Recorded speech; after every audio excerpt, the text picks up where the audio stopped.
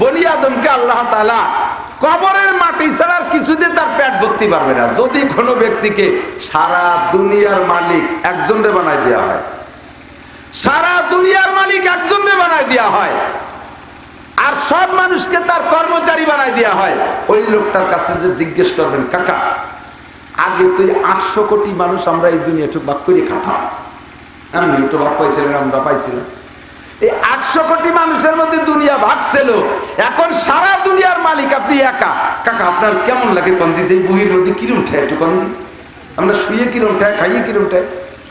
এই লোকটা কি জবাব দেবে জানেন? কয় না, এই একটা দুনিয়াতে কি হয় কম, এই একটা দুনিয়াতে চলা যায় কি হয়, আর একটা দুনিয়া হলে কোনো মতে টাইটি বেড়াতে পারতাম। পরিষ্কার হাদিসের তরজমা আমার কায়দা আমি বললাম। এই বনি আদমের পেট কবরের মাটি ছাড়া কেউ ভরতে পারবে? কাজেই শুকর আদায় করতে জন্য নিচের দিক তাকাও, বলেন আলহামদুলিল্লাহ।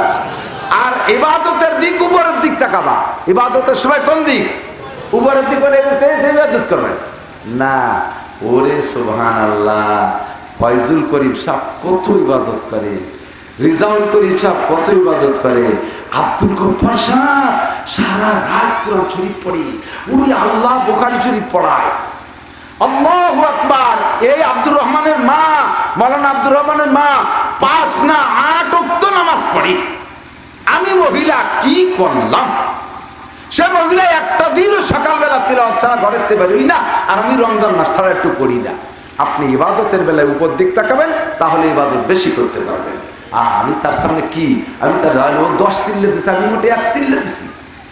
আর যদি মনে করেন ইবাদতের ব্যাপারে অনেকে তো মোটেই পড়ে না, আমি তো যাও একটু শুক্রবারে পড়ি, তাহলে আল্লাহ বাঁচালে তুমি আগামী বছর শুক্রবারও বাদ দিতে পারবা। আর এদিকে 2000 বছর মধ্যে 2 জন, তাহলে 4000 বছরে চলে গেলেন মাত্র 7 জন। আর 5000 বছরের ভিতরে 2.5-3 লক্ষ বা আরো বেশি হতে পারে। এত নবী কোন সময় আসলেন?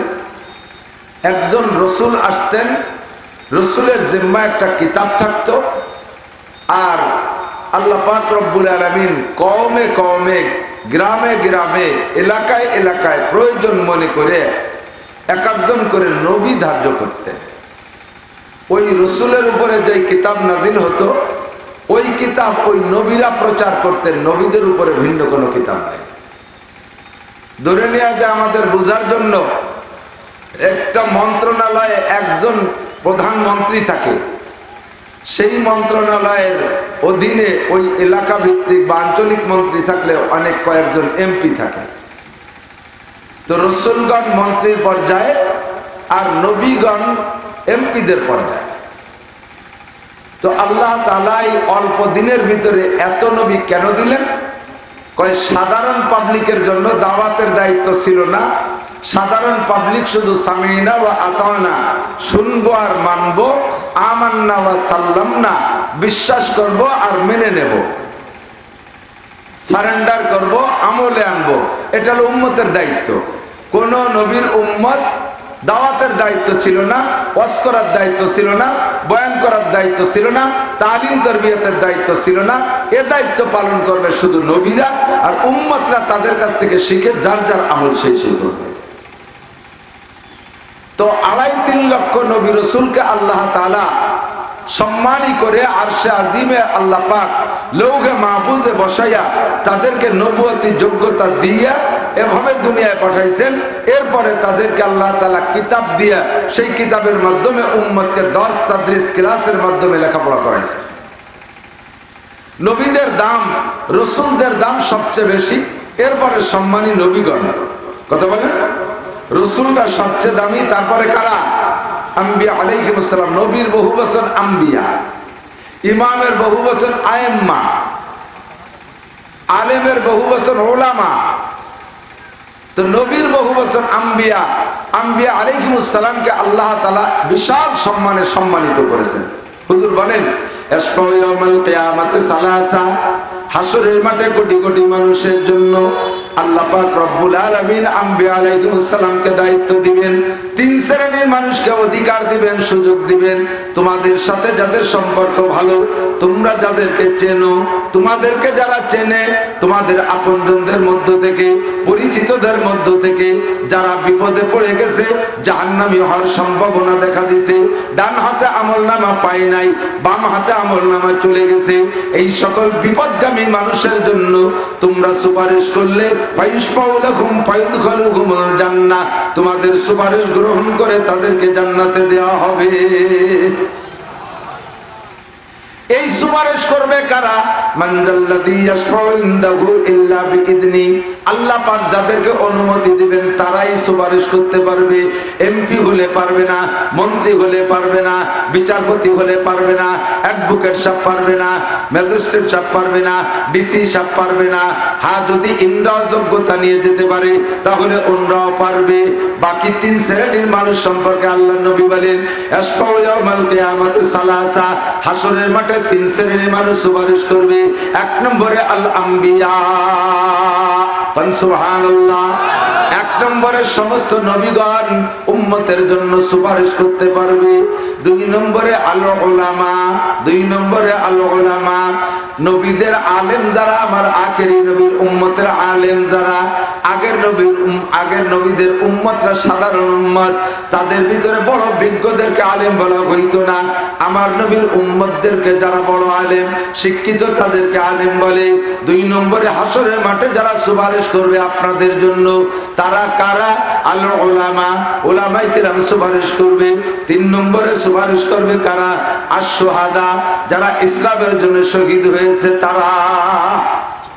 শুধু ইসলামের জন্য নয়, শহীদের অনেক ক্লাস আছে।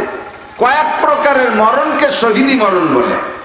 যারা শহীদ হয়েছে তাদের সম্পর্কে আল্লাহ বলেন লা তাকুলু লিমান ইউক্তালু ফী সাবিলিল্লাহি আমওয়াত, যারা এই পদ্ধতিতে ইন্তেকাল করেছে তাদেরকে তোমরা মারা গেছে বলে বলবা না। কি বলবা? বাল আহইয়াউন ইনদা রাব্বিহিম ইউরযাকুন, বরঞ্চ তারা জীবিত আছে, তাদেরকে আল্লাহ পাক রব্বুল আলামিন জান্নাতি রিজিক খাওয়াইতে আছে। শহীদের ভিতরে একটু কথা কওয়া লাগে। এক নম্বর শহীদ, নাম্বার 1, কাফের মুশরিকের মোকাবেলায় লড়াই করে, কাফের মুশরিকের মোকাবেলায় ইসলামের জন্য যুদ্ধ করতে করতে ময়দানে যারা ইন্তেকাল করে, ময়দানে যারা দুনিয়া থেকে বিদায় নেয়, তাদেরকে বলা হয় শহীদ। অথবা সেখানে আহত হয়েছে চরমভাবে, ও জায়গায় মৃত্যুবরণ করে নাই, ও জায়গা থেকে চলে আসছে বাসায়, অথবা ট্রিটমেন্টে চলে গেছে, তারপরে যদি মারা যায় তাকে শহীদ বলে। এক নম্বর শহীদ। দুই নম্বর শহীদ মান কতালাহুল লুসুস, মান কতালাহু কুত্তাউত তারিক, যেই ব্যক্তিকে রাস্তাঘাটে ডাকাতি হত্যা করে ফেলে, ডাকাতির হাতে যদি মারা যায় তাহলে ওই ব্যক্তি শহীদ। তবে শর্ত হলো ঈমান লাগবে। কি লাগবে? শহীদ গয়েশ চন্দ্র, কি শহীদ নাকি? শহীদ হরিপদ, এগুলো শহীদ নাকি? ও যদি ইসলামের জন্য লড়াই করেও মরে তবুও তার শহীদ বলা হবে না। ইসলামের জন্য লড়াই করে মরবে হিন্দু অমুসলমান, তার শহীদ হবে না? ইসলামের জন্যই তো। বুখারী শরীফ কিতাবুল জিহাদের ভিতরে, কিতাবুল জিহাদের ভিতরে 11 নম্বর পারা, বুখারী তো কোরআন শরীফের পারার মতো 30 পারা, তো 11 নম্বর পারা কিতাবুল জিহাদের মধ্যে আসছে একজন ময়দানে যে প্রচুর জিহাদ লড়তেছে, খুব মারামারি করতেছে, কাফেররে কাটতেছে ধুমসা কাটা, তার তরবারির কাছে কাফের টিকতে যে আসে সে দুই ভাগ হয়ে যায়। তো সাহাবায়ে কেরাম হুজুরকে দেখা, বলতেছে হুজুর এই লোকটা দেখেন হুজুর কিভাবে লড়াই করতেছে, মুসলমানদের পক্ষে, লোকটা মুসলমান, আমরা জানি মুসলমান। হুজুর বললেন হুয়া ফিন নার, ওটা জাহান্নামী, ওই লোকটা জাহান্নামী। সাহাবায়ে কেরাম বলেন জান্নাতি, হুজুর বললেন জাহান্নামী। সাহাবায়ে কেরাম আশ্চর্য যে ইসলামের পক্ষে এমন ভাবে লড়াই করতেছে, তার হাতে কত কাফের শেষ হলো, জাহান্নামী হলো, ওই লোকটা অবশেষে জাহান্নামী। কিছুক্ষণ দেখতে না দেখতে যে সাহাবী হাদিস বর্ণনা করতেছে, হুজুর বলার পরে আমার একিন পাল্টে গেল। আগে একিন ছিল যে লোকটা জান্নাতি হবে, যদি মারা যায় এই ময়দানে, আর বেঁচে থাকলে তো গাজী। কিন্তু যখন হুজুর বললেন যে ওটা জাহান্নামী, সাথে সাথে আমার একিন পাল্টে গেছে যে আমি যা ধারণা করছি এটা ভুল, নবীরটা অবশ্যই সত্য। তাহলে দেখি বাস্তবায়ন কেমন হয়। দেখতে দেখতে দেখি লোকটা মারতেছে, মার খাইতেছে, মারতেছে, মার খাইতেছে, বহুত কাফেররে জাহান্নামে পাঠাইছে। অবশেষে সেও এই পরিমাণ আহত হয়ে গেছে, এখন আর তার তীর তরবারির আঘাতে শরীরে ক্ষত বিক্ষত এত বেশি সহ্য করতে না পাইরা তরবারির গোড়াটা মাটির সাথে লাগাই দিয়া, তরবারির আগাটা বুকের সাথে বাঁধা লাগাই দিয়া চাপ মাইরা নিজেকে নিজে আত্মহত্যা করে ফেলেছে। হুজুর বলেন, মান কাতালা নাফসান মুতাআম্মিদান ফাকাদ কাফার, যদি কোনো ব্যক্তি নিজেকে নিজে আত্মহত্যা করে, নফসকে নিজে হত্যা কইরা দেয়, ওই লোকটা বিনা হিসাবে জাহান্নামী। সেদিন ফেসবুকে দেখলাম একটা বাংলাদেশের এক বড় ধনী লোক, এরকম মোটা সোটা, ঠিক আছে নি, তোমরা দেখছো নি, ঘরের মধ্যে বইসা একা একা লাইভে আইসা, একা একা লাইভে আইসা কি সুন্দর কলেমাও পড়ছে শুনলাম। কলেমা পইরা মাথার এখানে রিভলভার না পিস্তল লাগাই দিয়ে শুট করে দিছে। তুমি কলেমা না কোরআন শরীফ মুখে কামলায় দেরি মরলিয়ে কাজ হবে না। কলেমার সাথে ঠাট্টা করেছো, ইমানের সাথে বেঈমানি করেছো, কথা বলেন ঠিক কি ঠিক না? মান কাতালা নাফসান মুতাআম্মিদান ফাকাদ কাফার, নিজেকে নিজে যদি হত্যা কইরা ফেলে তাহলে বলা হয় ওই লোকটা বেঈমান হইয়া যায়। আল্লাহর প্রতি বিশ্বাস রাখো, দুনিয়ার কত কষ্টকে তুমি কষ্ট মনে কইরা, কত দুঃখকে দুঃখ মনে করে সহ্য করতে না পারে তুমি আত্মহত্যা করো। তুমি কি জানো মরার পরে যে জায়গা যাইতেছো সেই জায়গার শাস্তি, সেই জায়গার অশান্তি দুনিয়ার অশান্তির চাইতে কোটি কোটি গুণ বেশি, ঠিক না? ও দোস্ত, মুসলমান যদি ডাকাতির হাতে হত্যা হইয়া যায়, ওই লোকটা শহীদ। আর একটা শহীদের নাম করে এদিক তাকান, সাবধান সতর্ক থাকবেন। মানুষ যখন দুনিয়ায় কোনো কারণে অস্থির হয়ে যায়, বিচলিত হয়ে যায়, অধৈর্য হয়ে যায়, তখন দুনিয়ার মায়া থাকে না, নিজের প্রতি নিজের মায়া থাকে না, দুনিয়ার থেকে নিজেকে নিজে বিদায় নিতে পারলে বাঁচে বলে মনে করে। সাবধান, যা করছেন যদি 100 বছর আপনি উমরা করেন, 100 বছর হজ করেন, 100 বছর রোজা রেখেছেন, 100 বছরের প্রত্যেক বছর সবে কদরে আমল করে নেকি কামাই করেছেন, হাজার হাজার খতম কোরআন শরীফ পড়েছেন, 100 বছর সরমুনায় যান, 100 বছর তবলিগে ইস্তেমায় যান, বছর ভরে চিল্লে দিয়েছেন, জিকির আর ফিকিরে ইবাদত করিয়া নেকির বস্তা বানায় ফেলাইছেন, বোঝা পাহাড় বানায় ফেলাইছেন, আত্মহত্যা করার সাথে সাথে সমস্ত আমল বাতিল। একটা আমল আপনার থাকবে না, আপনি সাথে সাথে জাহান্নামী। এবার আপনাকে বাঁচাইতে হলে আপনার আপনজন যারা থাকবে দুনিয়ায়, তারা যদি আপনার নামে ইসালে সওয়াব করে, এই ইসালে সওয়াব করলে এবার দেশে আর একটা বোঝে, ইসালে সওয়াব মানে রাতভর হজ করে সকালবেলা খিচুড়ি খান, এর নাম ইসালে সওয়াব। এর নাম ইসালে আযাব, ইসালে গুনাহ। ইসালে সওয়াব মানে সওয়াব বক্সায় দেওয়া। আপনি খতম পড়ে আপনার এইরকম আত্মহত্যাকারী আপন জনদের রুহের পর বক্সায় দিলেন, এক খতম কোরআন শরীফ আমার আব্বার জন্য পাঠাই দিলাম, আমার মার জন্য পাঠাই দিলাম, আমার স্ত্রী মারা গেছে আত্মহত্যা কইরা, আমি তার জন্য পাঠাই দিলাম। এগুলো আবার পাবে যদি উনি ইমানদার হয়ে থাকে, দুনিয়ার থেকে যদি কলেমা পড়া থাকে, তাহলে কলেমার বদৌলতে আল্লাহ পাক আবার তাকে অবশেষে বাঁচাই দেবে। যেরকম সুবহানাল্লাহ, এইভাবে দিলে সে পাবে, তার নামে দান করলে পাবে, তার নামে সদকায়ে জারিয়া করে দিলে পাবে। নিজস্ব আমল দিয়ে ওই লোকটা জান্নাতে যেতে পারবে না, নিজস্ব আমল দিয়ে ওই লোকটা জান্নাতে, নিজস্ব আমল সব শেষ।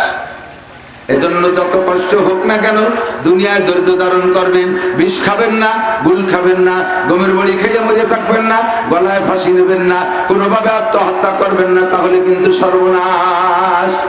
ডাকাতি যারে মারে ওই লোকটা শহীদ, 2 নম্বর। 3 নম্বর আর একটা শহীদের দিক তাকান। 3 নম্বর হলো, যদি কোনো ব্যক্তি নিজস্ব সম্পদ, বৈধ সম্পদ রক্ষা করার চেষ্টা চালাইতেছে, অপর দিক থেকে জালেমরা তার সম্পদ জুলুম করে কেড়ে নেওয়ার চেষ্টা চালাইতেছে, ওই জালেমের সাথে নিজের বৈধ সম্পদ রক্ষার্থে লড়াই হয়েছে, এই লড়াইতে যদি আপনি জালেমরে মেরে দিতে পারেন, ওই জালেমটা জাহান্নামী। আর আপনি যদি জালেমের সাথে লড়াই করতে করতে মারা যান, আল্লাহ পাক আপনাকে শহীদি দরজায় মাফ কইরা জান্নাতি করে দিবে। নিজের জায়গা জমি রক্ষার্থে আপনি আপনি মারামারি করছেন, নিজের টাকা নিয়ে মারামারি করছেন, নিজের গাড়ি বাঁচানোর জন্য মারামারি করছেন, নিজের ঘর বাড়ি বাঁচানোর জন্য মারামারি করছেন, নিজের দেশ বাঁচানোর জন্য মারামারি করছেন, নিজের সম্পদ নিজের মাতৃভাষা বাঁচানোর জন্য আপনি মারামারি করছেন, তাতে আপনি নিজস্ব সম্পদ রক্ষার্থে মারামারি করছেন। এই মুহূর্তে যদি আপনি মারা যান তাহলে আপনি শহীদি দরজায় জান্নাতে যাবেন। কাজেই যারা ভাষা আন্দোলনে মারা গেছে তাদেরকে আমরা শহীদ বলতে পারি। নিজের মাতৃভাষা নিজের সম্পদ, কথা বলেন, মাতৃভাষা আমার সম্পদ। আমার যদি বলা হয় হুজুর বাংলাদেশ থেকে আর বাংলা চলবে না, আর ইংরেজিতে কথা বলবেন, তাহলে কি মহাবিপদে পড়ে যাবো কোন দিদি? আমি তো ইংরেজিতে আলিফও জানি না। ইংরেজিতে আলিফ আছে, কয়জন ইংরেজিতে কথা বলতে পারবো? যদি বলে অবিরাম উর্দু বলবা, কয়জন পারবেন? আমরা মাদ্রাসার হুজুররা কিছু পারবো। অন্য কোন ভাষা আমার পর চাপাই দিলে আমার সম্পদ কেড়ে নেওয়ার সামিল হবে। আমি তার সাথে লড়াই করে আমার ভাষা, আমার নিজস্ব সম্পদ রক্ষা করতে যে যদি মারা যায় তাহলে শহীদ হবেন। কাজেই 21শে ফেব্রুয়ারি উপলক্ষে যেটা হয়েছে, যারা মারা গেছে তাদেরকে আমরা শহীদ বলতে পারি। কিন্তু এদিক জি তো ঠিক, কিন্তু কে কিন্তু যে 21শে ফেব্রুয়ারি ভাষা আন্দোলনে মারা গেছে তাদেরকে শহীদ বলে দিলাম, মাশাআল্লাহ। ভাষা আন্দোলনের জন্য মারা যাওয়া যে শহীদ আর ইসলামী আন্দোলন ইসলাম বাঁচাইতে জন্য মারা যাওয়া যে শহীদ, দুই শহীদ আবার সমান হয় না। দুই শহীদ কি হবে না? সমান হবে না। কথা বলেন, ভাষা চলে গেলে ইমান যায় না, ভাষা চলে গেলে ইমান যায় না, দেশ চলে গেলে ইমান যায় না, জায়গা জমি চলে গেলে ইমান যায় না, ঘর বাড়ি চলে গেলে ইমান যায় না, ইসলাম চলে গেলে ইমান যায়। কথা বলেন ঠিক কি ঠিক না? কাজেই ভাষা আন্দোলনের শহীদ আর ইসলামী শহীদের মর্যাদা এক নয়। শহীদ হওয়ার মধ্যে আবার ক গ্রুপ, খ গ্রুপ, গ গ্রুপ, উম গ্রুপ পর্যন্ত আছে। ইসলামের জন্য যারা শহীদ হয়েছে, এই শহীদ যেমন ওহুদের শহীদ, যেমন বদরের শহীদ, যেমন অন্যান্য ইসলামী যুদ্ধের শহীদ, যেমন আফগানিস্তানের মুজাহিদিনদের ইসলামী জিহাদ হয়েছে। এক তো তাদের ভূখণ্ডের জিহাদ, দুই নম্বরে তাদের ইমান ইসলামের জিহাদ হয়েছে।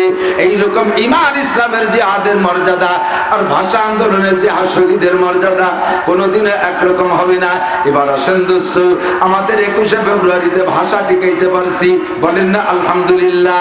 কিন্তু এর চাইতে আমাদের লাখো কোটি গুণ শুকরের বিষয় হলো, আমরা আমাদের পূর্বপুরুষ আজ থেকে 1400 বছর আগে আমাদের মুসলিম বাহিনী বদর প্রান্তে 313 জন মুসলমান, মাত্র 313 জন মুজাহিদ 1000 কাফের সশস্ত্র বাহিনীর সাথে লড়াই কইরা 70 জন কাফেররে জাহান্নামে পাঠাইছে।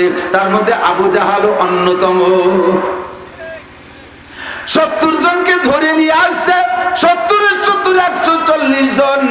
এই 140 জন মুসলমানদের হাতে 70 জন জাহান্নামে, 70 জন অ্যারেস্ট হয়ে গেছে, বাকি কয়জন পালাই গেছে। ওই বদরের যুদ্ধে যে মুসলমানদের জয় হয়েছে, সেই জয়াকার, সেই জয় এখনো পর্যন্ত চলতে দালে আছে।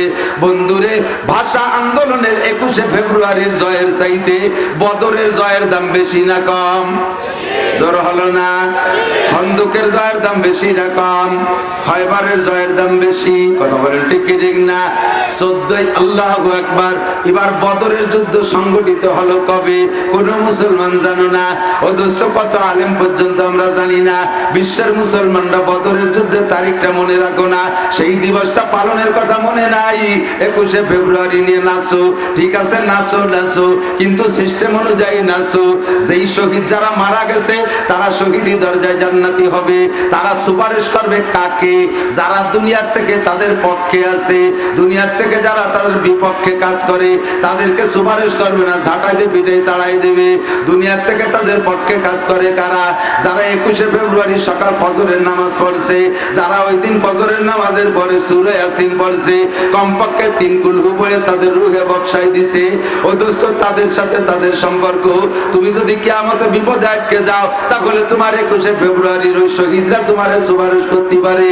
একবার খালি পায়ে মায়া মদ্দা একসাথে ফিল্ডিং মেরে বেড়াইছো, রাস্তা ভরে পাগলামি ছাগলামি করে বেড়াইছো, আগান বাগামে ইত্যাদি ইত্যাদি প্রোডাকশন দিয়ে বেড়াইছো, এই গোষ্ঠী আর কলা গাছের গলা কাটে ফুলির মালা দিছো, মূর্তি বানায় তার গলায় মালা দিছো। তুমি জেনে রাখো, তুমি ভালো করে কিন রাখো, 21শে ফেব্রুয়ারির শহীদরা তোমারে ওই দিন চিনবে না। পরিচয় দিতে গেলে স্যান্ডেল দিয়ে বড় তাড়াই দিতে পারে।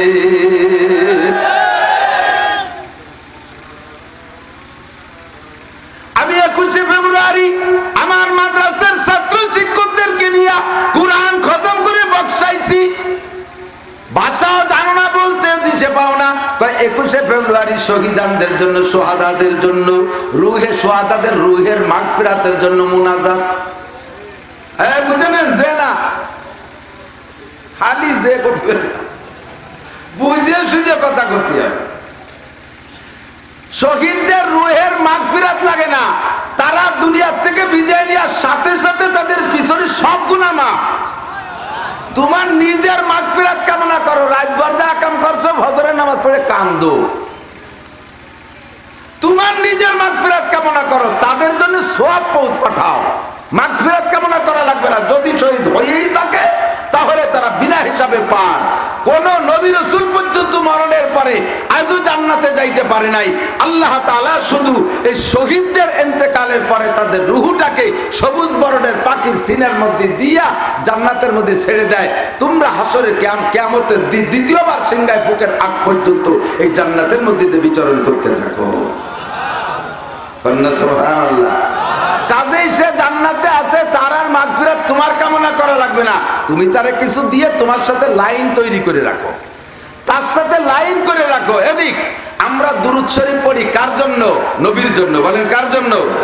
নবীর জন্য দুরূদ পড়লে নবী খুশি হয়, নবী খুশি হয়, আল্লাহর রহমত নবীর উপরে বেশি বর্ষণ হয়।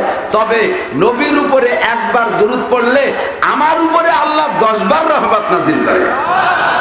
দুরূদ পড়লে নবীর লাভ বেশি না আমার লাভ বেশি? দুরূদ পড়লে নবীর লাভ বেশি না আমার লাভ বেশি? হুজুর বলেন মান সাল্লাল্লাহু আলাইহি মাররা সাল্লাল্লাহু আলাইহি আশারা মাররা।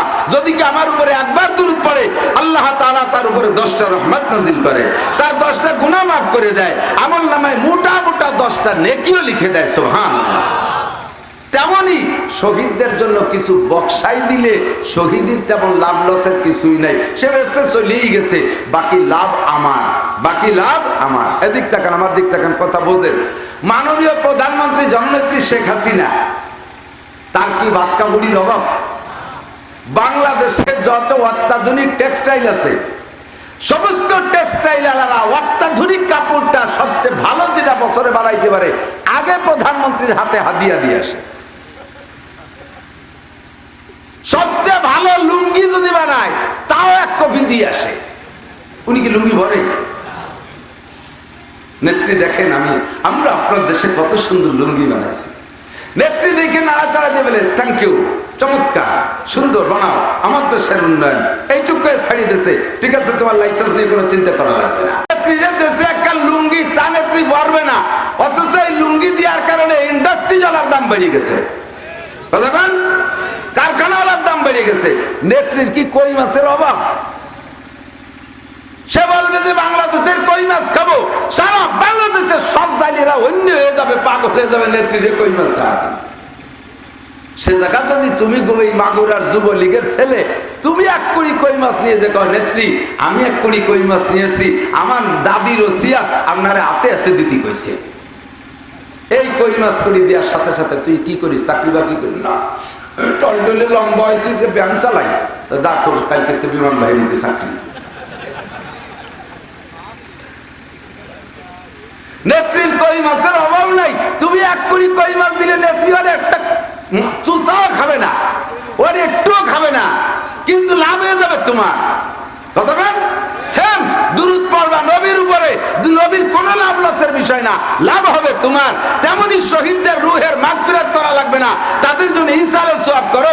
21শে ফেব্রুয়ারিতে সব বক্সাও, সূরা ইখলাস পড়ে বক্সাও, পায়ে হাঁটা, খালি পায়ে হাঁটার ভিতরে কোনো কারামতি নাই, কোনো আমাদের এইটা নাই। ও দোস্ত, ওই করলে ওই শহীদদের কাছে ফেরেশতারা জানায় দেয় তোমার নামে লালটু বল্টু জুয়েল টুয়েল টুলু লুলু ডাবলু বলু, তারপরে ডলি পলি আগায় নিয়ে সেন্টু লেন্টু পিরিজ কলিজ। দেখো কিভাবে নাচতেছে। শহীদ কয় খালি আইসেন আমার বাটের মধ্যে স্যান্ডেল দিয়ে বলে ভয় পেল শুরু এই ক্লাস পারো না সাড়ে শয়তান, তুমি ওই অর্থে গেছো খালি ভাই, তোর স্যান্ডেল খুলছে যে আমি ওহেন্দে তোরে বেরব। দিবস পালন ইবাদতের মাধ্যমে হতে হবে, কথা বলেন। ঈসা মুসা আলাইহিস সালাতু ওয়াস সালাম এই মুহররমের 10 তারিখে ফিরাউনের নির্যাতন সইতে না পারে নীল দরিয়া পার হয়ে উপার চলে গেছে। সেই দরিয়ার ভিতরে ফিরাউন ডুবে মরছে 12,000 সৈনিক সহ। 12,000 না 12 লক্ষ। মুসা আলাইহিস সালাম পার হয়েছে 6 লক্ষ বনি ইসরাইল। এক একজন বনি ইসরাইল ধরতে জন্য 2 জন করে সৈনিক নেছে, তাতে 6 লাখে ধরতে 12 লক্ষ সেনাবাহিনী নিয়ে নীল দরিয়ার ভিতরে ডুবে গেছে। শেষ। এখন উনরা দেখতেছিল সাগরের পাড়ে দাঁড়াইয়া ওরা বুলবুল বুলবুল করে মরতেছে, যেটা মরে যায় যেটা তলে চলে যায়। আর উপর উঠার কায়দা নাই তো, নিচে দিয়ে নদীর ভিতর দিয়ে সাগরের ভিতর দিয়ে শুকিয়ে গেছে, দুই পাশে পানি এভাবে দাঁড়িয়ে আছে। সেই রাস্তায় দিয়ে মুসা আলাইহিস সালাম বনি ইসরাইল নিয়ে পার হয়ে গেছে, পুরো ওই রাস্তায় দিয়ে নামছে, সাগরের তলে চলে গেছে। নামতি পানি তো খাড়া, এবার আল্লাহ পানি রেখে আগে ছিল যেমন ছিল সেরকম হয়ে যাও, সাবেক বহল। এই সাবেক বহাল বলার সাথে সাথে পানি মিশে গেছে, ওই তলে তার উপরে উঠতে পারে না। শুধু একমাত্র ফিরাউন মালউন, আল্লাহ তাআলা তাকে কিয়ামত পর্যন্ত আনেওয়ালা ফিরাউন মার্কা যারা আসবে তাদের শিক্ষা দেওয়ার জন্য দৃষ্টান্ত স্বরূপ রেখে দেবে বিদায় আল্লাহ তাআলা ফিরাউনকে উঠার সুযোগ দিয়েছে। ও উঠা বাইসে কোনো মতে আবুডুবু খাতি খাতি পানি খাইয়ে কার গলা সমান কোনো মতে মুখ বেরোইছে। আর সাঁতরাতি তো কোনোদিন সাঁতার কাটার লোক না, ও তো গিমা খন্দে গোসল করা মানুষ, ওর খাদেমের অভাব নাই। আমাদের বাংলাদেশের মুসাবিন শামসের ভাত খাতি লাগে 4টে হুর, ভাত খাইতে 4টে হুর লাগে। একজনে মাথায় গালে উঠে দেয়, একজনে হাত পাও চিবে দেয়, মাথা চিবে দেয়, আর একজনে আগায় দেয়, 4টে হুর লাগে। ফিরাউনের হুরির অভাব ছিল না। এত আদরের মানুষ সাঁতার কাটতে জানে না, কোনো মতে বাইয়েছে মুখ উঠেছে, আমি বুঝছে যে আমি তো খুদাই দাবি করি, আমার খুদাইগিরি স্থলে চলে, পানির মধ্যে আমার মাতবাড়ি চলে না। কাজেই যেই খুদার মাতবাড়ি জলেও চলে স্থলেও চলে তিনিও হলেন অরিজিনাল খুদা, কথা বলেন ঠিক ঠিক না। এবার মরণকালে ফিরাউন পড়ে উঠছে লা ইলাহা, এ পর্যন্ত গেছে, ইল্লাল্লাহ কোনো কইয়ে পারে নাই। লা ইলাহা এর মানে হলো কোনো ইলাহ নাই, কোনো মাবুদ নাই। যখন বলবে ইল্লাল্লাহ তখন সব মাবুদ বাদ যাইয়ে থাকবে শুধু আল্লাহ। কাজেই কলেমা সবটুক মিলে কলেমা, সবটুক মিলে কলেমা, শুধু ইল্লাল্লাহ কলেমা না, শুধু লা ইলাহা কলেমা না, লা ইলাহা ইল্লাল্লাহ পূর্ণ কলেমা। কথা কি বুঝে আসছে? শুধু ইল্লাল্লাহ কইবেন না, শুধু লা ইলাহা বলবেন না। তবে যদি লা ইলাহা বলেন ইল্লাল্লাহ বলার জন্য ব্যস্ত হইয়া যাইবেন। কারণ এদিক কথা কি বুঝতেছেন আপনারা? কারণ লা ইলাহার মধ্যে আপনি কি বলছেন? বাংলা কোন এ কেমন ছাত্র করতে পারে না? লা ইলাহার মানে কোনো মাবুদ নাই, তার মানে আল্লাহ নাই। লা ইলাহার দ্বারা কি বুঝাইছে? কোনো মাবুদ নাই মানে আল্লাহ নাই। যখন বলবেন ইল্লাল্লাহ তখন 33 কোটি বাদ যাইয়ে টেকবে শুধু আল্লাহ। এখন আপনি লা ইলাহা কয়ে চুপ করে রইছেন, ইল্লাল্লাহ এখনো বলেন নাই, এর মাঝে যদি আপনার মরণ হয়ে যায় তাহলে আপনি পুরো নাস্তিক হয়ে মরলেন, আল্লাহকে আপনি অস্বীকার করে মরলেন। এই জন্য জিকিরের ভিতরে লা ইলাহা বলার পরে ইল্লাল্লাহ বলার জন্য ব্যস্ত হয়ে যাবেন, তাড়াতাড়ি ইল্লাল্লাহটা বলি সত্যি হবে। কথা কি বুঝতে পারছি? আমার দুঃখ লাগে উলামায়ে কেরামও এই স্টেজে ওয়াজ করার সময় আপনাকে যে জিকির করে বাংটা জিকির, বাংটা জিকির বোঝেন তো? জিকির ভাগ করে গেছে, তার তর্জমা কি? উনি কয় লা ইলাহা, এই কে উনি চা খায়, উম্মতরা কয় ইল্লাল্লাহ, লা ইলাহা ইল্লাল্লাহ, লা ইলাহা ইল্লাল্লাহ। হুজুর কয় লা ইলাহা আর উম্মত কয় ইল্লাল্লাহ। দুটো মিলে তর্জমা হয়েছে কি জানেন? হুজুর কয় কোনো আল্লাহ নাই। সূরা তারাক বলেন কি আল্লাহ আছে তো, আল্লাহ ছাড়া কেউ নাই। হুজুর কয় কোনো আল্লাহ নাই, কোনো ইলাহ নাই। এই বলে চা খাইতে যে যদি মরিয়ে যায় তাহলে ওই হুজুর বিনা হিসাবে জাহান্নামী। কয় যে এতদিন কলেমা পড়ছে, কয় এতদিন যা পড়ে পড়ুক, হাদিসে আসছে কি মান কানা আখিরু কালামিহি লা ইলাহা ইল্লাল্লাহ, শেষ কলেমাটা হইতে হবে লা ইলাহা ইল্লাল্লাহ। তুমি বলছো লা ইলাহা ইল্লাল্লাহ তো বলো নাই। ফাদাখালাল জান্নাহ, যদি লা ইলাহা ইল্লাল্লাহ বলতে পারো তাহলে তুমি জান্নাতি। ফিরাউন কেবল শুরু করছে লা ইলাহা, এই পর্যন্ত গেছে। আল্লাহ কয় প্রথম কইছে কি, যখন পানি খাইছে আবুডুবু খাইছে, এবার প্রথম কয় আমানতু বিরব্বি মুসা ওয়া হারুন, আমি মুসার রব আর হারুনের রবের উপরে ঈমান আনলাম। কার কার রব? ওর না। এখনো আল্লাহর রব বলে স্বীকার করতেছে না। মুসার রব আর হারুনের রবের উপরে ঈমান আনলাম। আল্লাহ কয় জিবরাইল, আজরাইল মারিস নে, আরেকটা সুবনি দে। ওর এখনো অহংকার মেটে নাই, এখনো ছাড়তে পারে না যে আমি বড় খুদা, এই দাবি ছাড়তেই পারে না। আমি তো জায়গায় আছি, সাথে মুসার রব আর হারুনের রবের পরিমাণ আনলাম। আজরাইল যে আরেক সুবনি দিয়ে খালি ঠাইসে ধরে রাখিয়ে নাক মুখ বেরিয়ে গেছে পানি দিয়ে। আল্লাহকে মারিস না, আরেকটা দা চান্স দে, দেখ কি কয়। এবার যখন সুবনি খাইয়ে উঠছে, এখন কয় ওতে আল্লাহ খুশি হলেন না, কাজেই পূর্ণ কলেমা পড়তে হবে।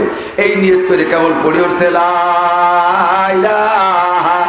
তখন আজরাইল কয়, জিবরাইল কয়, ও আল্লাহ 6 লক্ষ বনি ইসরাইল এই সাড়ে শয়তানের কারণে দেশান্তর হইল, ভিটে ছাড়া হইল, শরণার্থী হয়ে চলে গেল, ঘর বাড়ি ভিটে বাড়ি সব ফেলাইয়া, বিবি বাল বাচ্চা নিয়ে সব পালাইল। রব্বুল আলামিন এই এতদিন পর্যন্ত নির্যাতন করলে এই বদমাইশ, ওই বদমাইশ যদি ইল্লাল্লাহ কইয়াই ফেলে, তোমার স্বভাব তো যে মরার আগে লা ইলাহা ইল্লাল্লাহ কয়, তারে তুমি মাফ কইরা দাও। ও আল্লাহ, ও যদি ইল্লাল্লাহ বলিয়াই ফেলে, ওরে তুমি মাফ করে দিবা, সেটা তোমার ব্যাপার। তবে মুসলমানের কষ্ট পাবে, মুসলমানের অন্তরে আঘাত লাগবে। কতক্ষণ? এতদিন পর্যন্ত জুলুম কইরা এখন চলে গেলি বেহেশতে, তাহলে কেমন হইল? এই জন্য মুসলমান কষ্ট পাবে, আল্লাহ আমরা ফেরেশতারাও কষ্ট পাবো। আল্লাহ কয় আজরাইল ওরে ইল্লাল্লাহ বলতে দিস না।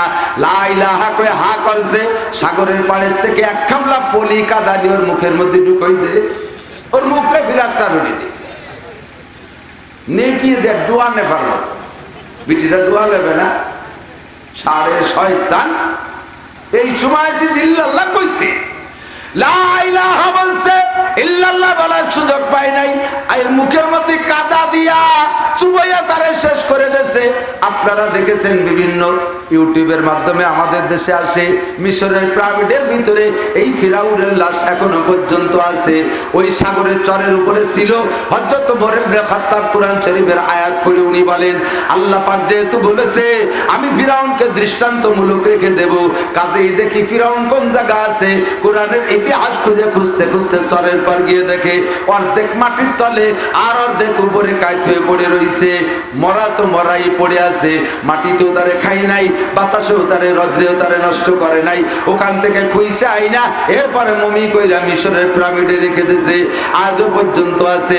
ফাতাবিরু ইয়া উলিল আবসার, ফাতাবিরু ইয়া উলিল আবসার। যদি জ্ঞান থাকে, বুদ্ধি থাকে, যুবক তামাশার চলে শুনিস না শোনা। ফিরাউন কত বড় নেতা ছিল, 300 বছরের মধ্যে তার একটা দিনও পেটও খারাপ হয় নাই। বয়সের 300 বছরের ভিতরে একটা দিনও তার বাইতিও গন্ধ হয় নাই, পেটও খারাপ হয় নাই, মাথাও ধরে নাই, একটা দিনও তার জ্বর হয় নাই। শুধু মুসা আলাইহিস সালামের সাপ দেখে ভয়তে ওই দিন দালানের বাড়িতে লাগ দিয়ে পড়িয়েই পায়খানা করে দিয়েছে। সেই একদিনই 450 বার পায়খানা করছে। দাস তো এমন ভাবে শুরু হয়েছে তা থামেই না। প্রথম দিনই 450 বার, এরপরে আর বাড়াবাড়ি নাই, খালি পড়তেই তালে খায়। একটানা 40 দিন ডায়রি কলেরা, এই তার জীবনের রোগ। আর ওই বিরাট নীল দরিয়ার ভিতরে ডুবে মরা। এত বড় বাহাদুর খুদাই দাবি করেছে, আল্লাহ পাক রব্বুল আলামিন তাকে আমার আর তোমার সামনে দৃষ্টান্ত করে তৈরি করে রাখছে। তোমার মতো আমার মতো মস্তান, তোমার মতো আমার মতো ধনী, তোমার মতো আমার মতো ছাত্রলীগ, যুবলীগ, ছাত্রদল, যুবদল, আমাদেরকে আল্লাহ তাআলা সাইজ করতে আল্লাহর একটা কানা করিও খরচ হয় না।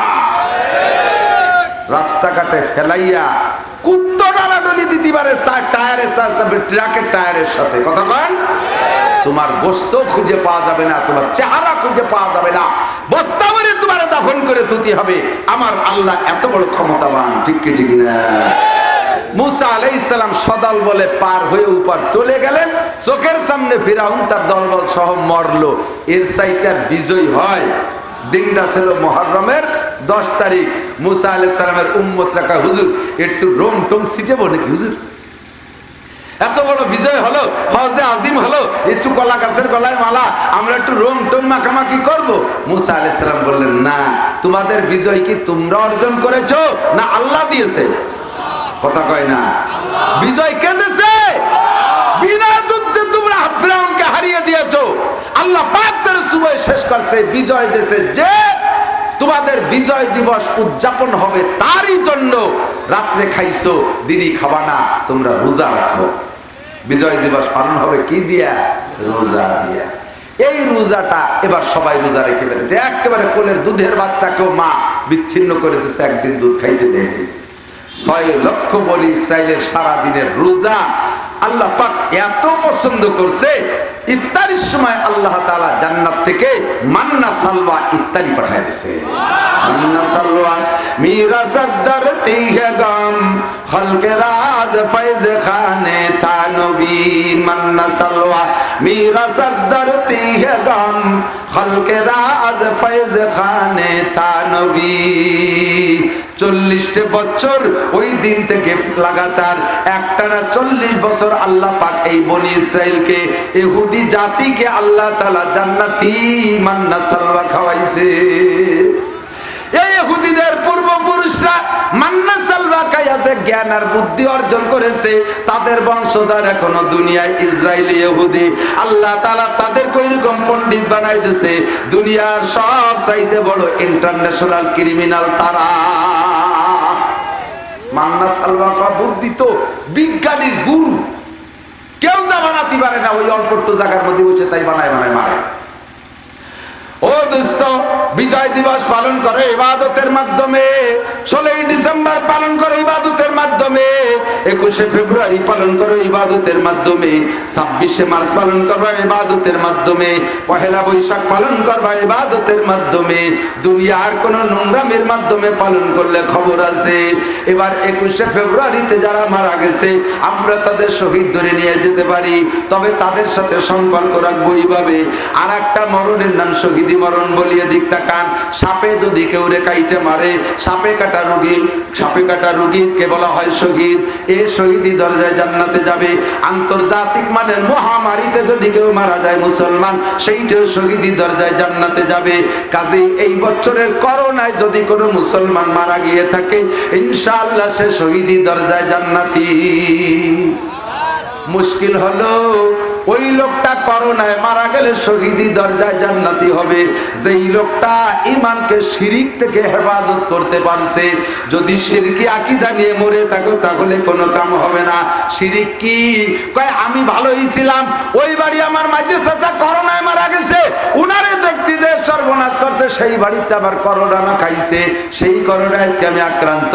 ইতিমধ্যে ওই করোনায় তুমিও মারা গেছো, তুমি শহীদ হবা না, তুমি মুশরিক হিসেবে বিনা হিসাবে জাহান্নামী হবা।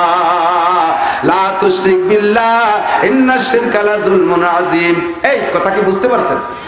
আপনি যদি মনে করেন যে ওই বাড়ি গেলাম বলে করোনা হয়েছে আর সেই কারণে আমি মরতে যাচ্ছি, তাহলে আপনি মুশরিক। ইয়াকিন রাখতে হবে, লা আদওয়া ওয়ালা তিয়ারাতা ওয়ালা হামাতা ফিল ইসলাম।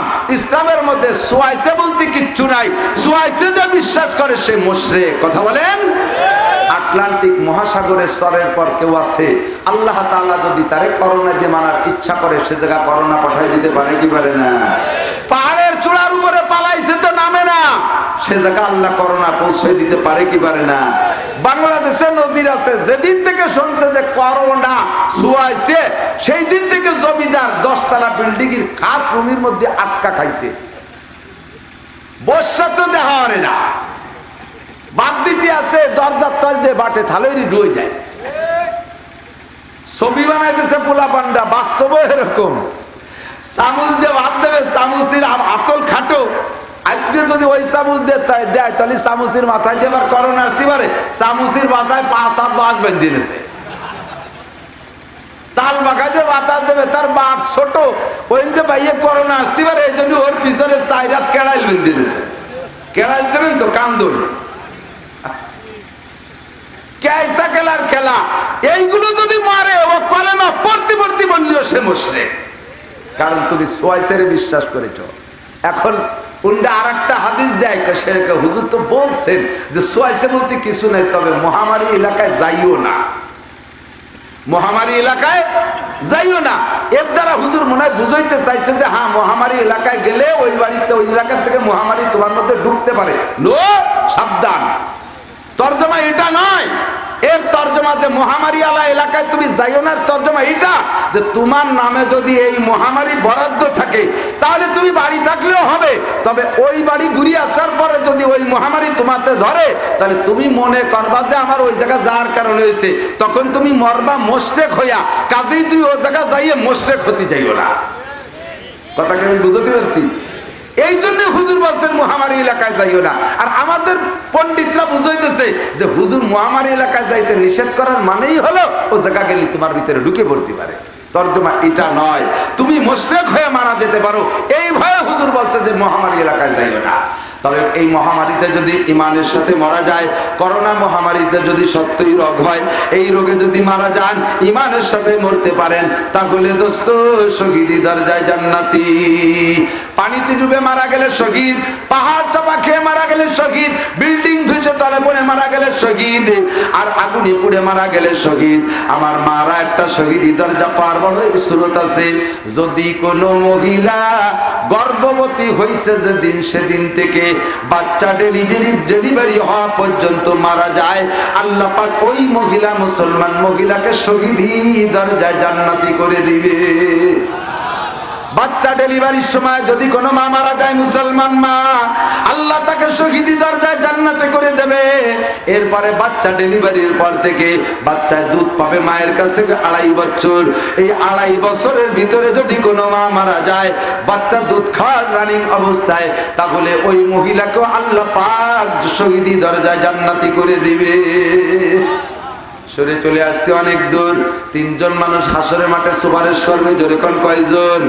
1 নম্বরে নবীরা, বলেন 1 নম্বরে, 2 নম্বরে ওলামায়ে কেরাম আলেমরা, 2 নম্বরে আলেমরা, 3 নম্বরে শহীদরা। এরা 3 গ্রুপে সুপারিশ করবে। এবার কারে সুপারিশ করবে? যার সাথে যার সম্পর্ক আছে তার সাথে তারে। কতক্ষণ আমাদের সাথে কত মানুষের সাথে সাক্ষাৎ। এখন গাড়ি একখান আইছে, একেবারে বাস্তব কই, হজে গেছি, সরকার আমাদের হজে গেছে 19 সালে, সরকার আমাদের 19 সালে সরকারি ভাবে উলামায়ে কেরাম 58 জন আলেম এনেছে, আমিও ভাগ পাইছি, একটা ভাগ। মনে মনে ভাবতেছে যে গোপালগঞ্জ বাড়ি, আর তুমি ভাগ না ভাই পারো, আমারে গোপালগঞ্জে মিলে নেই, আমি এই নড়াইল লক্ষ্মীবাসা মাদ্রাসার প্রিন্সিপাল, সেইভাবে ভাগ পাইছি। গোপালগঞ্জেতে নেছে অনেকটা, আমি সেভাবে যাইনি, আমি পাইছি নড়াইলে ভাগ।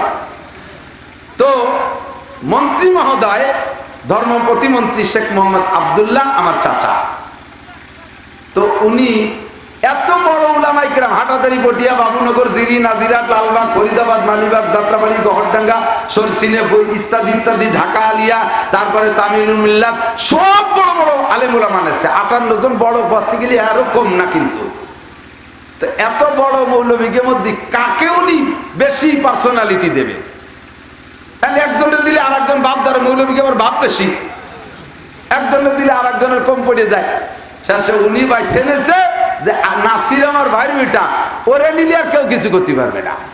চাচা ভাইয়ের বেটা একটু পার্সিয়ালিটি তো করবেই, এটা নিয়ম। এই সুযোগে বাদশা সালমান দাওয়াত দিছে, যে ওনাকে দাওয়াত দিছে, আপনি আসবেন, সাথে 2 জন নিয়ে আসবেন, 2 জন নিয়ে আসবেন। আল্লাহ, 2 জন না 3 জন নিতে পারবে, মোট 4 জন যাবো, ড্রাইভার আবার যাবে না। এই 4 জন কারে নেবে? বড় আলেম হাটাজারির হুজুর আছে, পটিয়ার হুজুর আছে, জিরির হুজুর আছে, ঢাকা বোর্ডের মহাসচিব আছে, আরো বড়রা সব আছে। আর উনি বাছাই করছে উনার ছোট ভাই দাউদ মিয়া, উনার ছেলে মোহাম্মদুল্লাহ, আর আমি ভাতিজা নাসির। তোমরা যাওয়া চাইছো, বাচ্চা সালমানের সাথে দেখা করতে চাইতে হবে। রেডি হয়েছি গাড়ি ঘোড়া নিয়ে, ওকে তো মতের ব্যাপার। এর মধ্যে যে রিং হয়েছে, কানে রিং করে ফোন দিয়েছে, রিসিভ করছে, কি কি আনতা নাফার ওয়াহেদ, আনতা নাফার ওয়াহেদ, আপনি একা আসবেন, আর করে আনতে পারবেন না। কিরম ঠেকলো কোন দিদি? এত মানুষের মধ্যে এইরকম পার্সোনালিটি, এই যে খাস, এটা সেই জাতীয় সম্পর্কে থাকার কারণেই তো এত বড় আলেমদের মধ্যে আমারে বাছাই করছে। ভাই ভাই হিসেবে যেতে পারে, ছেলে ছেলে হিসেবে যেতে পারে, আমি তো গেছি আলেমদের কাতারে। সম্পর্ক একটু থাকার কারণে আমার এই খুশুসিয়াত বৈশিষ্ট্য। এরপরে আমরা আরাফাতের থেকে মিনা মুজদালিফা সাইরা, এরপরে তব সব সাইরা, শেষে 2 দিন শয়তান মারতে জাতি হয়। মিনার তাবুতে থাইকে ওখানে যে শয়তান মারা লাগে, অথবা মক্কায় থাকলে হোটেলের থেকে যে শয়তান মারা যায়। তা আমার এই মানে মিনার তাবুর ভিতরে বাথরুম ভালো না বিদায় আমি ওখানে থাকি না, আমি হোটেল থেকে যাইতাম। আমরা 5-7 জন, বেশ কয়েকজন ছিলাম। তা এখন বললাম যে কাকাই শয়তান মারতে যাবো, ওই 3-4 কিলোমিটার পাহাড়ি পথ হাইটে যাতে, তো গরমের মধ্যে খুব কষ্ট হয়। উনি আমার ডাইকা 10 সিটের একটা গাড়ি আলাদা করে দিয়ে ড্রাইভারে ছিঁড়ে দিয়ে গেছে, এই নাসির যে কজনে নিয়ে যায় সেই কজনে নিয়ে যাবে। 58 জন তো আছে, আরো বহুত বন্ধু বান্ধব ওলামায়ে কেরাম। তার মধ্যে যার সাথে আমার সম্পর্ক ভালো, ওর মধ্যে বাছাই করে আমি বাদে আর 9 জনকে সেই গাড়িতে উঠে নিছি আর আনছি। দুনিয়ায়ও যেমন আছে, আখিরাতেও তেমনই হবে। নবীদের কাছে সুপারিশ কে পাবা? ও আলেমদের সাথে সুপারিশ কে পাবা? শহীদদের কাছে সুপারিশ কে পাবা? যারা এই 3 দলের সাথে এরকম গণপীড়িত রাখতে পারবা, তারাই সুপারিশ পাবা। ঠিক না? দুনিয়ায় যদি তুমি তাদের সাথে উল্টো পাল্টা বাঁধাও, বাংলাদেশে তো যাওয়ার সময় এয়ারপোর্টেতে আমারে যে হুজুর বক্সিং দিয়ে ফেলাই দিয়েছে, তারে কি আমি গাড়িতে উঠতে দেবো? আমারে যে হুজুর বাংলাদেশে ব্যঙ্গ করছে, ঠাট্টা করছে, তারে আমি উঠতে দেবো? আমারে যে হুজুর কেনিয়াতে ধাক্কা দিয়ে ফেলাই দিয়ে ইমিগ্রেশনে আগে চলে গেছে, ওরে আমি ওই জায়গায় গাড়িতে উঠবো? তারে দাঁড়িয়ে উঠাইছি যে কজনের সাথে আমার পিরিত ভালো। আর যখনই যে দেখছে যে মন্ত্রীর সাথে আমার এই সম্পর্ক, আল্লাহ রহমতে আর আমার সাথে পিরিতি লোকের অভাব নেই। আল্লাহ তো বলতে চাচ্ছি, দোস্ত যুবক আমার দিক তাকাও, ছাত্রলীগ করো, যুবলীগ করো, ছাত্র দল করো, যুব দল করো, কৃষক লীগ করো, কৃষক দল করো, মূর্খ লীগ করো, মূর্খ দল করো, যে যা করো না করো, আলেমদের সাথে, শহীদদের সাথে, নবীদের সাথে চিকুন একটা তার সংযোগ করে রাখো। ইনশাআল্লাহ 10টা বাকারা আয়াত গর্চে ভাষা ছাড়ে মার রেখে দাও, কাজে লাগবে। যদিও সাপের মাথা, আজকে দুনিয়ায় তুমি আমারে কইলে, ও লাদেন হুজুর বেশ কি মারছো, ও জঙ্গি হুজুর, কিয়ামতে যদি আল্লাহ তাআলা আমারে ডান হাতে আমলনামা দেয়, আর তুই আমার সামনে যদি আসিস, দুনিয়াতে জঙ্গি হুজুর জং করতে পারিনি, জং ওই জায়গা যে করবো। জং মানে কি? লড়াই। জং মানে কি? জঙ্গি। জং মানে লড়াই করি বিদায় জঙ্গি।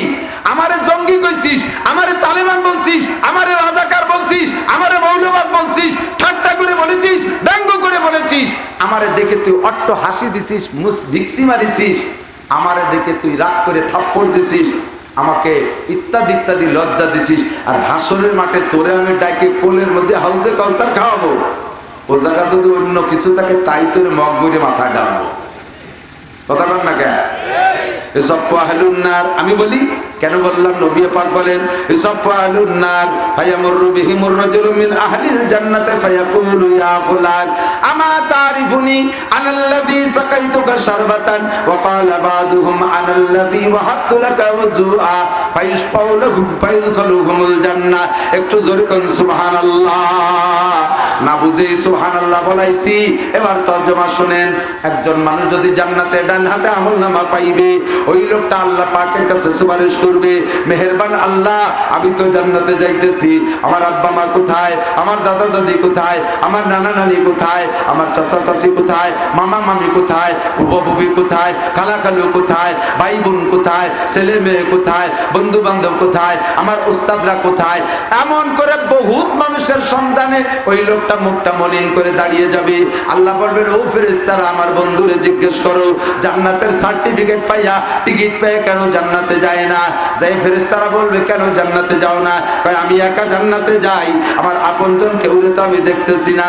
আইনা হুম, তারা কোন জায়গায়? ফেরেশতারা বলবে, কুল্লুহুম ফিন্নার, সবগুলো দোজখে আছে।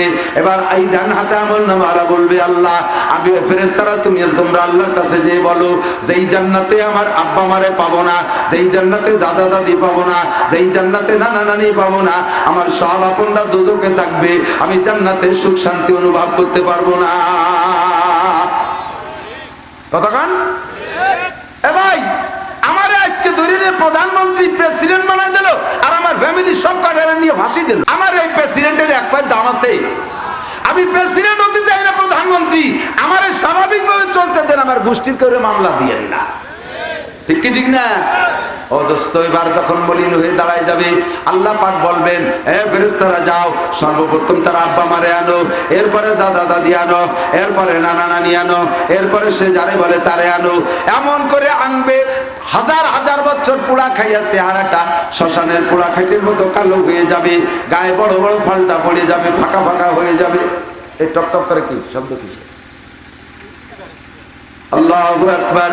দোস্তরে, প্রথম চেহারা দেখে চিনতে পারবেন। একদিক মুখ পুড়িয়ে একেবারে মানুষের গায়ে আগুন লাগাই দিলি, পুড়ে প্লাস্টিক পোড়ার মতো দলায় যায় না, এইরকম পুড়তে পুড়তে সারা শরীর অঙ্গ প্রত্যঙ্গ বিচ্ছিরি হয়ে যাবে, চিনা যাবে না। তখন বলবে, আল্লাহ চাইলাম আব্বা মা কি এনে দিলে, চাইলাম দাদা দাদি কি এনে সামনে দাঁড় করলে। আল্লাহ ফেরেশতাদেরকে বলে, আমার বন্ধুর দেরি হয়ে যাচ্ছে জান্নাতে যাইতে, তার কষ্ট হচ্ছে, দেরি করিস না। এই সব কয়জনের দইরা আবে হায়াতের মধ্যে সুবনি দিয়ে গোসল করাই নিয়ে আয়। যেরকম সুবহানাল্লাহ। আবে হায়াতের মধ্যে গোসল করানোর সাথে সাথে যার যার সেই মানবিক চেহারা মূল চেহারায় চলে আসবে। উচ্চতা হবে পুরুষের আব্বাজি আদম আলাইহিস সালামের মতো 60 হাত, মায়ের উচ্চতা হবে 50 হাত বা 40 হাত। এরপরে বডি সাইজ ওরকম হবে, ইউসুফ আলাইহিস সালামের মতো পুরুষদের চেহারা হবে, আর নারীদের চেহারা জান্নাতি হুরদের মতো হবে। চেনাচিনি হয়ে যাবে, আব্বা মা চিনবে, সবগুলোকে চিনবে। এখন এনাদেরকে দল ধরে নিয়ে জান্নাতে যাওয়ার জন্য রওনা দেবে।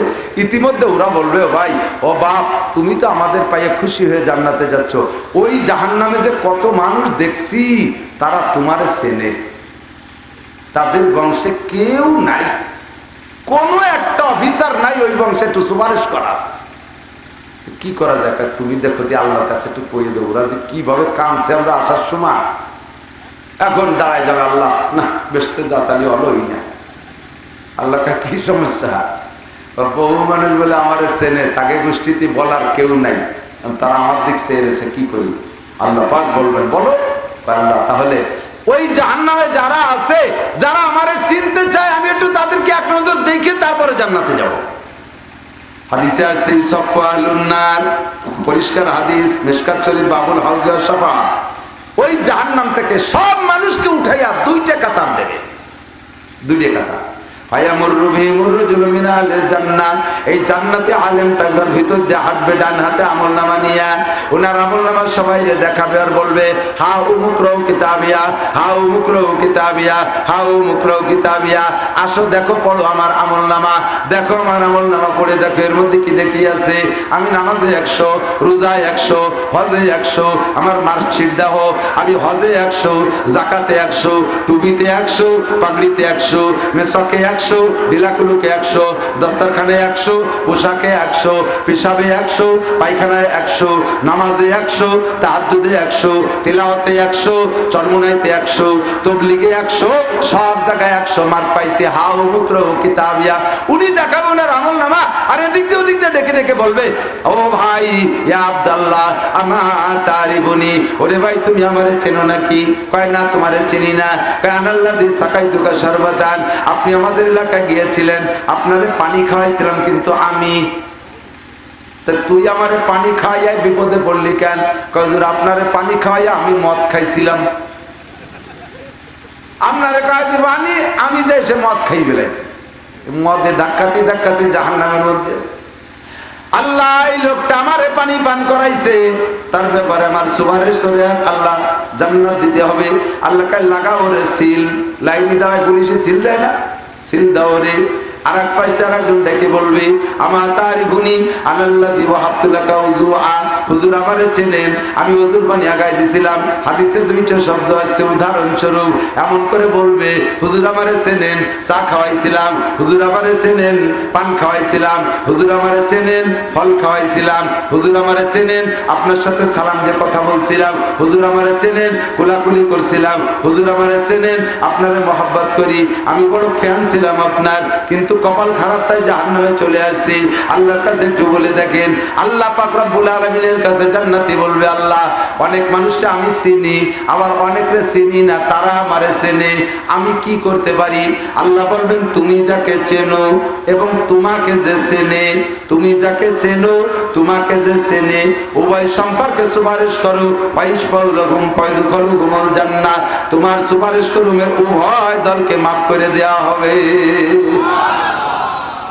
এই সময় হাজার হাজার সাধারণ পাবলিক সুপারিশে পার হয়ে যাবেন, আবার ওই জায়গা থেকে বহুতটা বাদ পড়ে যাবে, সুপারিশে মেলবে না, হুজুরও চেনে না, হুজুরও চেনে না, এরা কি হবে? তখন ওরা চলে যাওয়ার সময় কি বলবে জানেন? ইয়া ওয়াইলাতা লাইতানি ইত্তাখাযতু মা'আর রাসূলি সাবিলা, ইয়া ওয়াইলাতা লাইতানি লাম আত্তাখিয ফুলানান খলিলা, ও আমার কপাল পোড়া, কেন আমি আসুসা পাও দুয়া ভণ্ড গ্রুপের সাথে সম্পর্ক রাখলাম, যারা টোন মারে, মন মারে, রাস্তা মারে, খাল মারে, বিজিএফ কার্ড মারে, পঙ্গু ভাতা মারিয়ে খায়, বিধবা ভাতা, বয়স্ক ভাতা বানাইতে যে কার্ডে পয়সা খায়, যারা রাস্তার পিচ মারিয়ে খায়, রাস্তার খোয়া মারিয়ে খায়, যারা ব্রিজ কালভার্ট মারিয়ে খায়, কারেন্টে তার খাম্বা সহ মারিয়ে খায়, এই সমস্ত শয়তানকে পিছনে কেন বললাম আমার কপাল পোড়া? লাইতানি ইত্তাখাযতু মা'আর রাসূলি সাবিলা, আজকে যদি এই মৌলবীর সাথে একটা সিকুন তার একটু বাঁধে রাখতাম, তাহলে ওই তার দিয়ে টান দিয়ে আমাকে নিয়ে যাইতো, কথা কোন ঠিক না? আমি কই না, আল্লাহর কোরআনে কয় তুমি ঠিক কলিও ভালো, না কলিও ভালো, আল্লাহ কয়ে রাখছে তুমি এই বলে চিল্লাইবা সেদিন। আমরা দুনিয়ায় একটু বলি, মানতে চান না। তাআওয়ানু আলাল বিররি ওয়াত তাকওয়া, তৌফিক আছে তো কিরমান আমাদের করবেনই না, তৌফিক নাই যার তার কথা ভিন্ন। যতটুকু আছে ইনতানিম খামসান ক্বাবলা খামসিন, পাঁচটা জিনিস তোমার হাতে আছে, এই পাঁচটারে মূল্যায়ন করো, বিপরীত পাঁচটা আসার আগে পাঁচটা তোমার পক্ষে আছে। এক নম্বরে শাবাবাকা ক্বাবলা হারামিক, যৌবনকালে দাম দাও বার্ধক্য আসার আগে। শাবাবাকা ক্বাবলা হারামিক, সিহহাতাকা ক্বাবলা সুকুমিক, তুমি সুস্থ আছো, সুস্থতারে কাজে লাগাও, রোগ আসার আগে, রোগী হয়ে গেলে কিছুই করতে পারবা না। সিহহাতাকা ক্বাবলা সুকুমিক। তিন নম্বরে ফেরাগাকা ক্বাবলা শুগুলিক, এখন যে যে অবস্থা আছো, ঝামেলা মুক্ত আছো, নামাজ পড়লে এখন পড়ো, তবলিগে গেলে এখন যাও, সরমুনায় গেলে এখন যাও, মাহফিলে গেলে এখন যাও, অদস্ত তাহাজ্জুদ পড়লে এখন পড়ো, কিছু ভালো কাজ করতে হলে এখন করো, এখনই ঝামেলা মুক্ত আছো, সামনে বার ঝামেলা আরো বাড়বে। কতক্ষণ কখনো ভাবা যায় না যে সামনে ঝামেলা মুক্ত হব, এই ধান কাটে কুটে পরিষ্কার হয়ে যাব, ধান কাটতে কাটতে আর একটা এসে পড়ে, এবার কয় এইটা কাটে কুটে সাফ করে তারপরে যাব, ওটা করতে করতে আর একটা এসে পড়ে, একের পর এক আসতেই তালে আছে। কাজেই ফেরাগাকা ক্বাবলা শুগুলিক, ঝামেলা আসার আগে ঝামেলা মুক্ত টাইম রে কাজে লাগাও। 4 নম্বরে গেনা আকা ক্বাবলা ফকারিক, এদিক গেনা আকা ক্বাবলা ফকারিক, যে যে অবস্থা আছেন, ধনী আছেন, বলেন আলহামদুলিল্লাহ। সুর ভালো না? আপনার চাইতে এখানে যারা আছেন, আপনাদের চাইতে গরিব মানুষ আছে না নাই? আছে না? আপনাদের চাইতে অসুস্থ মানুষ আছে না নাই? আপনাদের চাইতে ঝামেলাওয়ালা মানুষ আছে না নাই? ঝামেলা কারে কয়? গতকাল আমি অনুভব করছি, সকাল 9টায় ফজরের পরে একটু ঘুমাই, 9টায় উঠি, ঘুমিতে উঠার পরে ফোন আসছে, এমন ফোন যেই ফোনের দাওয়ায় আমি আজকে পর্যন্ত, আজকে সকাল 9টা পর্যন্ত আমার জিহ্বে মোটে রসই আসে না, মাথা ঘুরোচ্ছে, ডায়াবেটিস মনে হয় যেন শুরু হয়ে গেছে। আমার ডায়াবেটিস নেই, পানি খাই, কোথায় চলে যায় পানি তার খবর নেই। এই 24 ঘন্টা আমি অনুভব করছি ঝামেলা কাকে বলে। ও দোস্ত, ঝামেলা আসার আগে টাইম রে কাজে লাগাও। পয়সা নাই, আপনার চাইতে গরিব মানুষ আছে, আছে না? আল্লাহ। ধর্মের দিক দিয়ে, দিনের দিক দিয়ে নিচের দিক তাকাবেন, তাহলে আপনি না, দিনের বেলায় ধর্মের দিক দিয়ে, ইবাদতের দিক দিয়ে আপনি উপরের দিক তাকাবেন, তাহলে আপনি আবেদ হতে পারবেন। আর দুনিয়ার ব্যাপারে আপনি নিচের দিক তাকাবেন, তাহলে আপনি শকর করতে পারবেন। কিচ্ছু নাই, আল্লাহ কিচ্ছু দিল না। একই সাথে দুই ভাই, এক মার পেটের ভাই, দুই ভাই, ওর 4 তলা আর আমার 5 তলা। আপনি 5 তলায় কেমন থাকেন? কয় সে বাপের কাইলে সেইতেই সেবনদের টিনির ঘর খান। এতে তুমি খুশি হও না? যাও মাগুরা ভাইনার মোড়ে যাই দেখো, ওই ভাইনার মোড়ে গোল চত্বরের কোনায় সালামুড়ি দিয়ে কয়টা শুয়ে রয়েছে, তাদের জীবনে ঘর বাড়ি নেই। কথা কন? ওই কয়টারে দেখলি তুমি সেই বাপের কাইলে পুরন টিনির ঘরের শকর আদায় করতে পারবা, ঠিক কিনা? দুনিয়ার ব্যাপারে নিচের দিকে তাকাইলে শকর আদায় করতে পারবা। আলহামদুলিল্লাহ, আল্লাহ ভালো লাগছে, বলেন আলহামদুলিল্লাহ, বলেন আলহামদুলিল্লাহ। যদি দুনিয়ার ব্যাপারে উপরের দিক তাকাও, তাহলে শকর আদায় করতে। হাদিসে আসছে, হুজুর বলেন, বনি আদমকে আল্লাহ তাআলা কবরের মাটি ছাড়া কিছু দিয়ে তার পেট ভর্তি পারবে না। যদি কোনো ব্যক্তিকে সারা দুনিয়ার মালিক একজনরে বানাই দেওয়া হয়, সারা দুনিয়ার মালিক একজনরে বানাই দেওয়া হয়, আর সব মানুষকে তার কর্মচারী বানাই দেওয়া হয়, ওই লোকটার কাছে যে জিজ্ঞেস করবেন, কাকা আগে তুই 800 কোটি মানুষ আমরা এই দুনিয়া একটু ভাগ করে খাতাম, আমি একটু ভাগ পাইছিলাম, আমরা পাইছিলাম, এই 800 কোটি মানুষের মধ্যে দুনিয়া ভাগ ছিল, এখন সারা দুনিয়ার মালিক আপনি একা, কাকা আপনার কেমন লাগে? কন্দিতে বুহির মধ্যে কিরম ঠায়, একটু কন্দি, আমরা শুয়ে কিরম ঠায়, খাইয়ে কিরম ঠায়। এই লোকটা কি জবাব দেবে জানেন? কয় না, এই একটা দুনিয়াতে কি হয় কও, এই একটা দুনিয়াতে চলা যায় কি হয়? আর একটা দুনিয়া হলে কোনো মতে টাইটি বেড়াতে পারতাম। পরিষ্কার হাদিসের তরজমা আমার কায়দা আমি বললাম।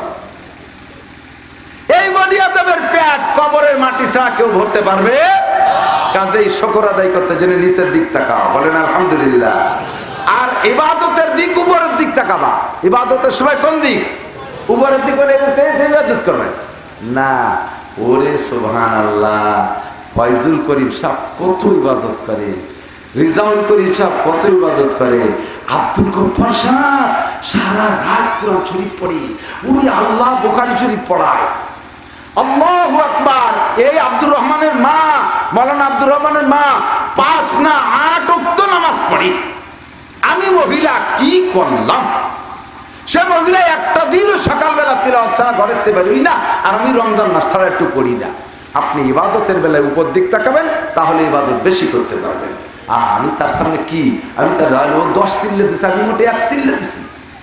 আর যদি মনে করেন ইবাদতের ব্যাপারে অনেকে তো মোটেই পড়ে না, আমি তো যাও একটু শুক্রবারে পড়ি, তাহলে আল্লাহ বাঁচালে তুমি আগামী বছর শুক্রবারও বাদ দিতে পারবা, খালি ঈদ পড়তে পারবা। কতক্ষণ আছে না এরকম? হুজুর অত কড়াকড়ি আর না, অনেকে তো মোটেই ভরে না, আমরা তো যাও একটু ভরি মাঝে মাঝে, তাহলে তুমি আবেদ হইতে পারবা না কোনোদিন। কথা কি বুঝে আসছে নাকি?